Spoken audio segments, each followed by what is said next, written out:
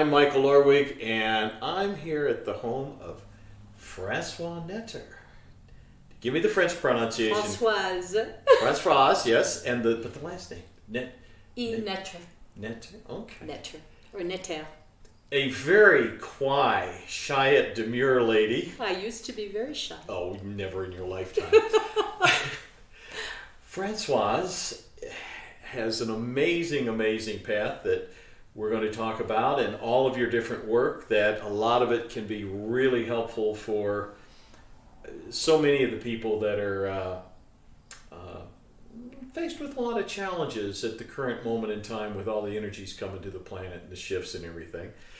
Usable for both not only my quantum children, but especially for the parents with all the stress levels, everything everybody's going through. And Yes. it's some fascinating stuff you've done. You've been a busy girl over the years, and you look very good for only 25 now. You know, it's just It was packed full all of that you stuff. were able to get all of that in. Well, tell us a little bit about all of the path, the multiple path, and the things you've been doing, and Very boring. more appropriately, what you're most important and focused on now. So a little bit about me. I was born in Europe and we came to America. I was born in Belgium and my father was French. My mother was German, and my whole family were Holocaust survivors. And at that time, we didn't really know about the imprint that was. But we came to America and we went back and forth and finally stayed here.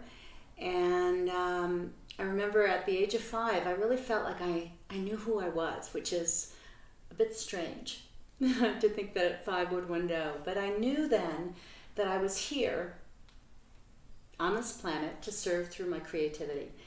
And right about that time, it's like everything disappeared and I got lost in what today we might call dysfunctional childhood.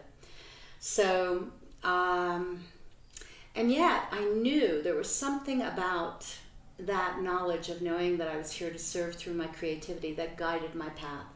So at 9, I began to dream things that came true and started reading palms. And that was really strange because no one did that. And then at 16, I began doing yoga, and also no one did that. And began seeing a therapist because I was sexually abused from the age of 9 to 16 by my mother's second husband, who was a survivor of Auschwitz. And when I think about that, that had a huge impact, not just because of what we know today about sexual abuse and emotional abuse, but it triggered PTSD. There was no knowledge of any of that at that time. And so, but I think how it impacted me was I became very curious in this lifetime about understanding what happens when great trauma occurs to people. And I realized that my stepfather became just like his Nazi perpetrators, and I never understood that. And so I began to look at what happens to people who've gone through extraordinary, not only trauma, but challenges, travesty, whether it's the people who survived the Holocaust or someone like Nelson Mandela, and why some people become perpetrators themselves. We hear about serial killers and how they often had traumatic childhoods, and then other people who've gone through travesty become these great leaders, whether it's Martin Luther King or Nelson Mandela or someone like Helen Keller. So I began to really have this great interest on what creates greatness and how do I resolve the great challenges that I grew up with, because I had no self-esteem. I felt like I was horrible. I believed so many of the things that were told to me. So my life path included the discovery of all of my creative talents. I became an actress, a dancer at 21, an art therapist, a dance therapist, and I became an educator. I got involved in yoga. I lived in an ashram way back before anybody understood about that.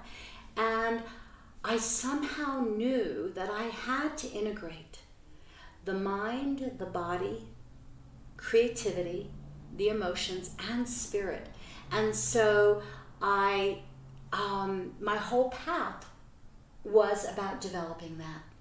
And I found myself not only discovering my own creative spirit, own creative pursuits, but then really looking at how I could facilitate that for others. So I found great solace in deep inner work, in psychology, in movement, and then in using all those particular modalities with others and teaching others how to find their own path through the body, through the mind, and through spirit. Now, for me, one of the things that's fascinating within an individual soul's path, so frequently healers that have a very specific healing path, working with deep trauma, as you've had, also within their soul's path, unfortunately, put deep trauma in for you to experience within your own healing, and then you're going and helping healing. And you've been working in prisons and all kinds of areas and helping people that have gone through, without even knowing it ahead of time, deep trauma, and healing it through movement and your other things. Talk just a few moments about that within the level of healing that you're able to actually accomplish with some of your work. So one of my books, Movement for the Mind, Dance That Awakens Healing, Inspiration, and Wisdom, I have done, and as you said, I've done it with thousands of incest survivors and sexual assault victims. I've worked in veterans hospitals, I've worked in regular hospitals, I've worked in halfway houses, I've worked in school systems, and privately with people, with psychiatrists and heart patients and every kind of organization. And I was able to, through the deep work within myself and through studying the brain and studying new modalities like epigenetics,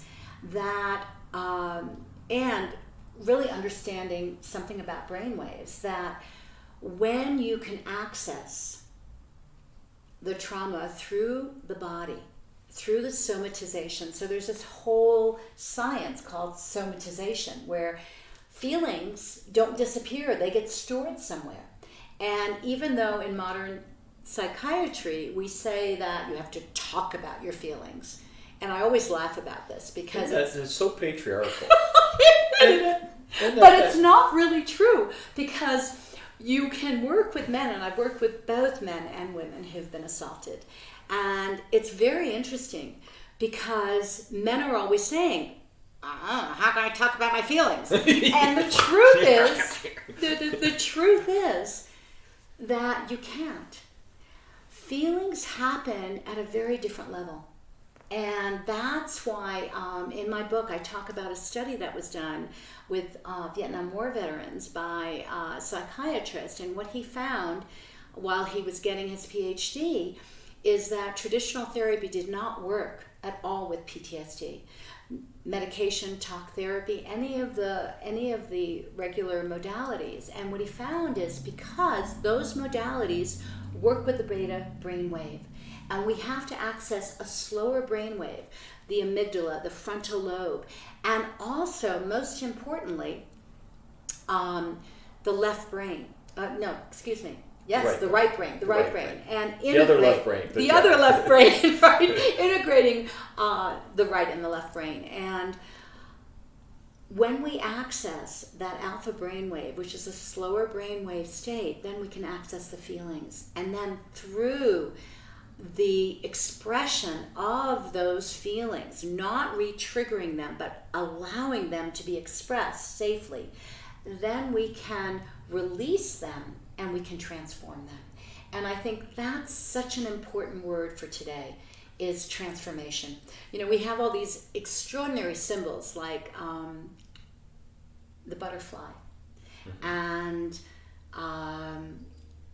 the dragonfly. And what I love about them is that symbolically, you know, we have this caterpillar, and it's through that struggle of the cocoon that darkness, that it becomes this exquisite being, this beautiful being.